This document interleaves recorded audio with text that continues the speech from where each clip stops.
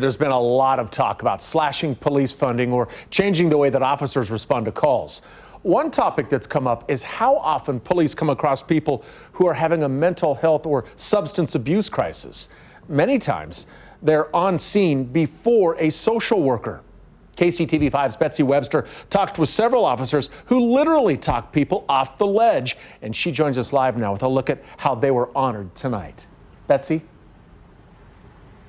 Well, Brad, we're on Benton Boulevard over Brush Creek. What happened here in February is just one of two instances in the past year and a half when police were called on a person about to jump off the bridge.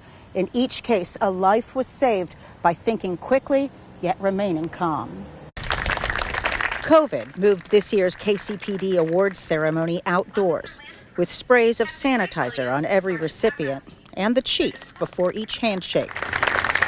For their life-sustaining actions, Officer Devin Hales and Kelsey Wingate were sent to the bridge because of a woman calling the suicide hotline to say, quote, send the police because they're going to recover my body from the river.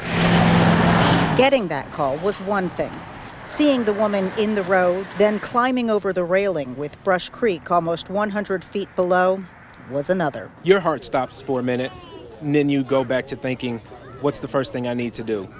Get them to safety. Officer Hales wears a pin showing he completed a 5-day training course to be on the CIT, the Crisis Intervention Team, giving him tools he used that day. Keeping a calm voice, letting the other person talk. Certificates of commendation. That's exactly what Officer Levi Plashka did when he and his partner, Cody Halterman, were called to the bridge on Lister over I-70 last March.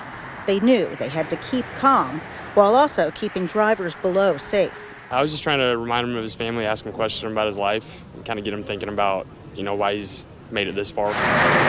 With the man's attention on his partner, Officer Halterman called dispatch to close the highway. Right as they reached him, the man pulled out a handgun and put it to his head. Officer Plashka knocked the gun from his hand.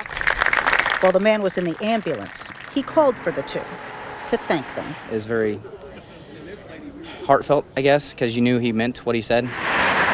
It made us feel good the rest of the night.